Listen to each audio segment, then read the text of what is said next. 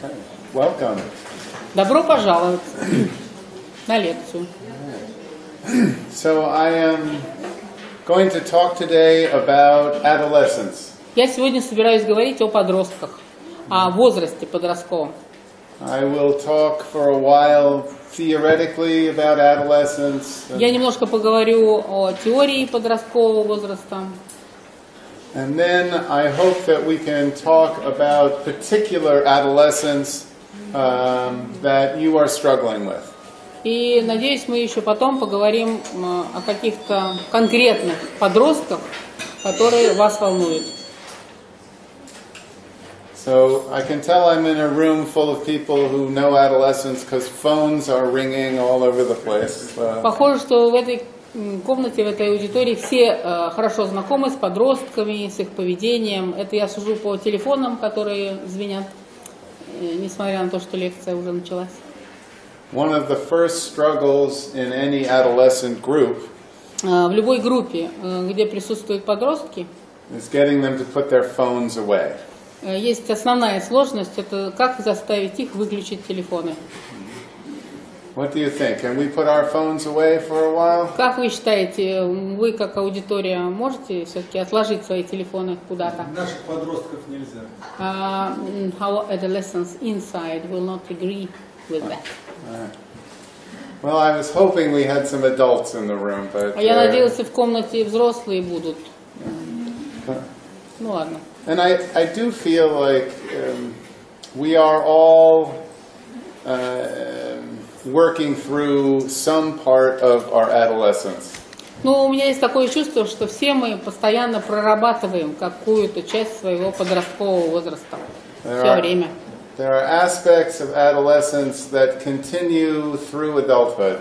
Есть определенные аспекты подросткового возраста, которые продолжаются и во взрослом возрасте. And one of the things I want to talk about tonight is how we help people complete adolescence.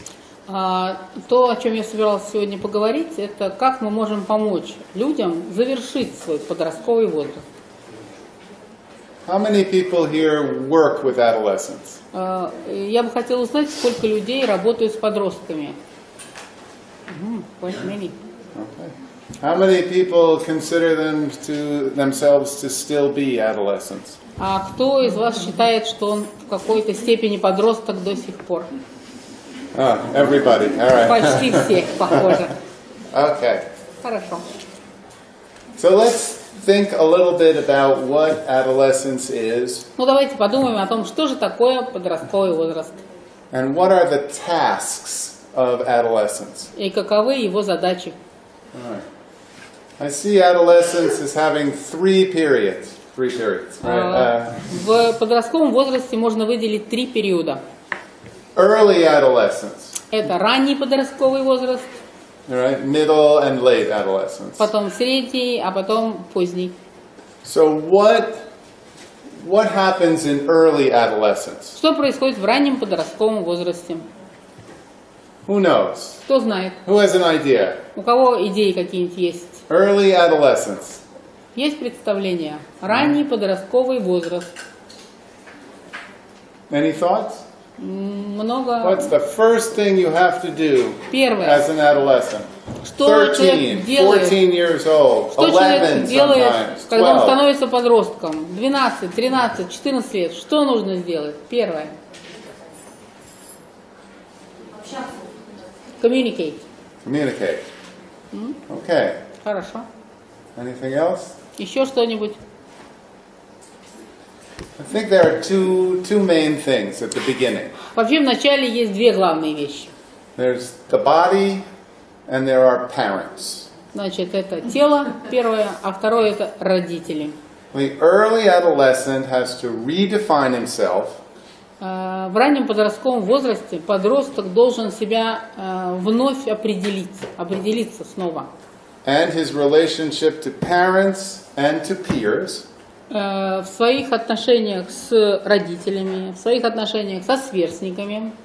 In the wake of very large physical changes to the body and the И brain. при этом в его теле происходят просто огромные изменения. Right? So the body, parents. Okay. Итак, тело и предки. Now middle adolescence. Средний подростковый возраст. 15, 16. 15, 16 лет. Какие задачи? What's happening for? Что происходит? What are the tasks of middle adolescence? Какие задачи этого возраста, среднего подросткового возраста? You've seen 15-16 лет. Ну вы же видели подростков. What are they doing? Что они делают? Smoking. They're smoking. Okay. Курят, ладно. They are gathering in groups. They are gathering in groups, but Да, in в the группы brain, собираются, а в мозге что происходит? a lot of oxytocin arriving in middle adolescence. What right? Oxytocin? Окситоцин начинает выделяться. Нужен партнер. They need partners. Bonding, yes, love. What happens in middle adolescence is moving away a little bit from the peer group and beginning to form one-on-one relationships. В этот момент, в это время, в этот период немножко отходят от группы своих сверстников, товарищей и начинают образовывать пары. That's the sexual identity. Сексуальная идентичность. Right? So early adolescence, the body. Значит, ранний подростковый возраст это тело и родители, предки. Middle adolescence. Средний подростковый возраст это sexual identity and relation to the opposite sex. Сексуальная идентичность и отношения с противоположным полом. Okay. Late adolescence. What happens in late adolescence? Поздний подростковый возраст. Что происходит тогда? 17-18 лет. What do you think? 19. Choice of way in life. Right? Да, да. What else? Еще что? Выбор жизненного пути, а что еще? Goals, personal goals. Цели, личные цели и задачи. Standards. Стандарты. Right? And your relationship to the world. И отношение к миру, и с миром отношения. Does this make sense? Ну как? Вам это кажется разумным? Yes, makes sense. Okay. Ну хорошо. So, to move through these three stages of adolescence, Чтобы пройти все эти три стадии подросткового возраста, there are four main tasks that have to be accomplished. нужно осуществить в эти три периода 4 основных задачи. Separation, Первое – отделение, individuation, то есть сепарация. Вторая задача – индивидуация. reattachment, Третья задача – образование новых привязанностей, новых связей. and reintegration. И образование новой интеграции, новой целостности. And we'll talk about each one of these. И мы поговорим о каждой из этих задач. All right? Does this make sense? Ну, как вам кажется это все разумным? It makes too much sense. It makes too much sense. All right. Well, I'll try to make it a little crazier for you. Ну ладно, для вас специально сделаю чуть менее разумным, чуть более сумасшедшим. Безумным. So, in the beginning, right, of adolescence, right?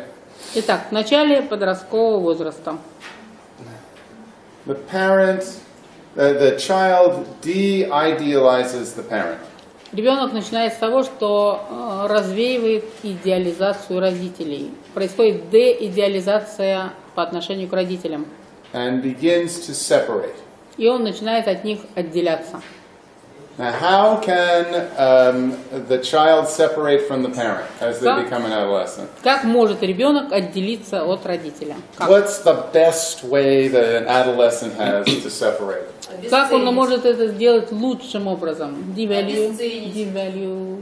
Right. But what do they use? What is the adolescent's tool of choice to separate from parents? Какой инструмент является для них инструментом выбора? Инструмент отделения от родителей. Sorry?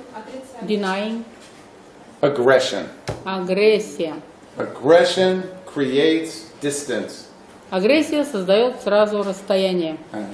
So aggression is the first and best way that an adolescent has to separate from their parents. Дистанцию. Агрессия – это лучший способ отделиться для подростка, чтобы отделиться от родителей. And you'll find that adolescents use it all the time. И вы увидите, подростки это все время используют. Now there are a variety of ways that an adolescent uses their aggression. Есть разнообразные способы, как можно использовать свою агрессию. Disobedience. Это, например, у Rebellion. подростка непослушание, Delinquent behavior. восстание, деликвентное поведение, Testing. проверка родителей, Challenging. навшивость, Right? вызов родителям.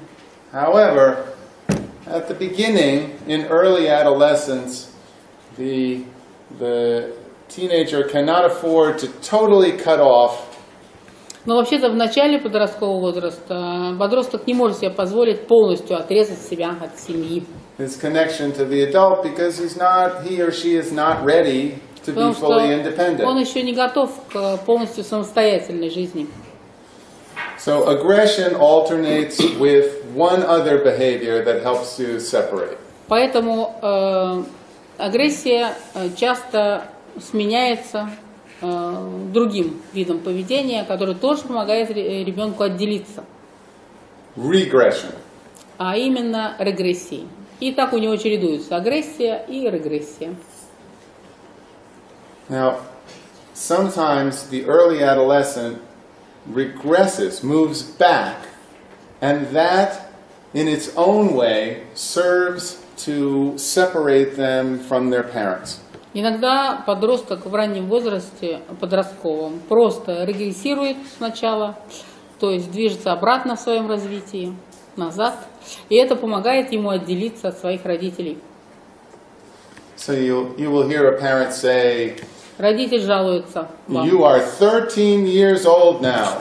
Нет, говорит подростку, говорит, да что ж такое, тебе 13 лет. And you are acting like you're 8. А ты ведешь себя как 8-летний ребенок. Right.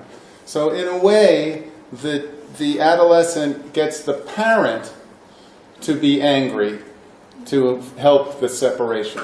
Можно сказать, каким-то образом подросток вызывает гнев, злость у родителя, и это помогает его сепарации, отделению. So aggression, I have the aggression. Regression, the parent has the aggression. Агрессия, когда сам подросток испытывает злость, агрессию, и регрессия, которая вызывает агрессию со стороны родителей на подростка. And the effect is the same, that you want to create more distance between you and the parent. Эффект одинаковый в обоих случаях. Родитель отодвигается на определенную дистанцию. Это способствует сепарации. So that's the first task, Значит, separation. это первая задача – отделение.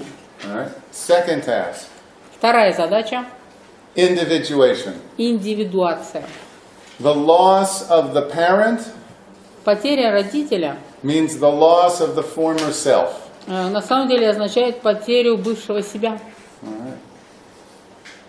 So the big task of adolescence is to change their concept of themselves. Подросток теряет прежнего себя с потерей родителя, и его важная задача заключается в том, чтобы создать новую концепцию самого себя. There are studies of the adolescent brains of monkeys. Есть исследования мозга обезьян, которые находятся в подростковом возрасте, находились. And in the brain of a rhesus monkey, в мозге макаки резус подросткового возраста the brain loses as many as 30,000 synapses a second. происходят ужасные изменения. 30 тысяч синапсов теряются в одну секунду, каждую секунду. You said he or she? Doesn't matter. Doesn't matter in the monkey, Okay, right? okay. In adolescence, Yeah. right? Right. Okay. 30,000 synapses pruned per second in the adolescent brain. Представляете себе, в мозге подростка, у обезьяны, правда, 30 тысяч синапсов теряются ежесекундно. This is a So in 1 hour, the adolescent monkey is left without any. No, they're growing just as many, but they're pruning them and then Дело в том, growing them. что вырастает ровно столько же, образуется столько же новых. So it's as if your house was being remodeled constantly every second of the day. Это как будто, ну вот можно себе представить, в ваш дом пришли рабочие и меняют всю обстановку вам, и ремонтируют ваш дом, и он каждую секунду меняется полностью, целиком. So even on a cellular level, okay, Представляете, даже на клеточном уровне adolescence is so disorienting because of the amount of change that is going on. происходит такое огромное количество изменений, что подросток, неудивительно, находится в полном состоянии дезориентированности. Right. So individuation is a huge task. Индивидуация – это очень сложное задание и очень важная задача. The body is changing rapidly. Быстро меняется тело. Right?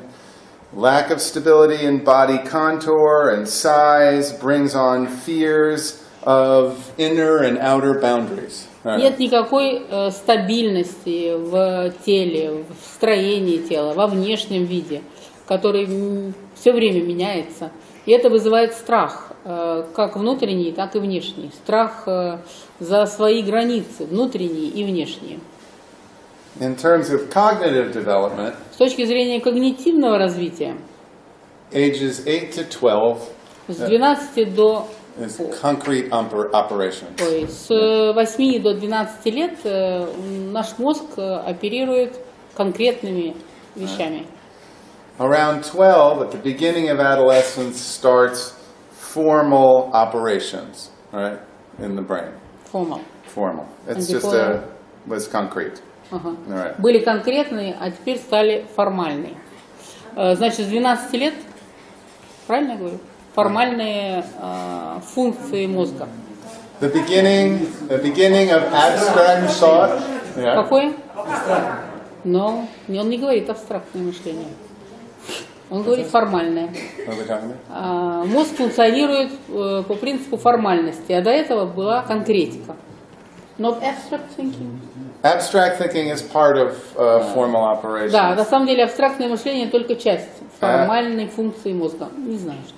Abstract thinking, disjunction, either or thinking, Выбор, абстрактное мышление, способность выбора, future possibility thinking, способность думать о будущем, hypotheses, о будущих возможностях, всевозможные гипотезы, возможны только с 12 лет. So the self in adolescence becomes very fragile. И можно сказать, что я, подростка, становится очень хрупким, очень уязвимым.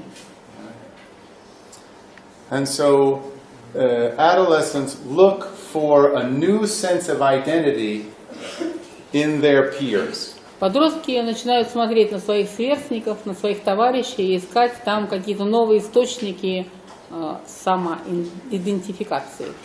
In the mirror of the peers. Как бы в зеркале своих сверстников и товарищей. Ищут себя. Okay? Понятно? So that's individuation. Это процесс индивидуации. Then reattachment. Number Затем three, reattachment. третья задача, как мы говорили, это образование новых привязанностей. Once the parents have been removed from that idealized place, Когда родители перестали быть идеализированными родителями и их убрали с этого пьедестала идеализации, the adolescent begins to use the peer group to serve the same function. Для подростка тогда группа его сверстников, товарищей выполняет ту же функцию идеализированных личностей. At the beginning, it feels like a simple change of caste, like a role, you know. Вначале это выглядит как просто смена ролей. So people will, children will use popular peers, rock stars, rappers, anyone to become смена актера. The replacement for the parent. Или, можно сказать, смена актеров, то есть они ищут замену этим идеализированным родителям, которые уже не являются идеализированными, и находят их каких-то кумиров, там, звезда эстрады, поп-стар, или какой-то такой крутой сверстник. And you can see in early adolescent friendships that there is a great deal of И в дружбе в этом возрасте, в раннем подростковом возрасте, there's a great deal of friends are very close. Можно видеть вот эти очень близкие Then they're дружеские not speaking отношения. at all. Их просто нельзя там водой разлить. I И в will never следующий speak момент to them again. они разворачиваются на 180 градусов и говорят, я никогда не буду с ним больше No, I'm общаться. very close to them now. We are best friends. Или он говорит про кого-то, мы лучшие друзья, он мой самый близкий друг, самый лучший друг. И на следующий день он полностью с ним навсегда поссорился. Some people feel like there's no possibility right at that moment to have a true friendship. That it's so, people are so needy in adolescence that they just need people to be theirs, to be with them, to help them out, and then when they get disappointed or upset, they shed the people and they find somebody else. Oh, you'll be my best friend. No, I don't like you anymore. You're going to be my best friend. Right. Подростки в этом возрасте испытывают огромную потребность в обладании вот этим другом. Им нужно иметь друга целиком и полностью для себя. Поэтому, как только они испытывают разочарование, они тут же этого друга отшвыривают и заменяют его кем-то новым. И уже этого нового приближают к себе на невозможно близкое расстояние. А потом могут опять из-за разочарования его оттолкнуть. Поэтому считается, что в этом возрасте истинная дружба между двумя людьми невозможна. In later adolescence, as by middle adolescence, when sexual identity and bonding begins to happen, в среднем подростковом возрасте, когда идет половое созревание, когда образуются пары, you begin to see more stable friendships. Отношения между двумя людьми, тогда можно видеть более прочные дружеские отношения.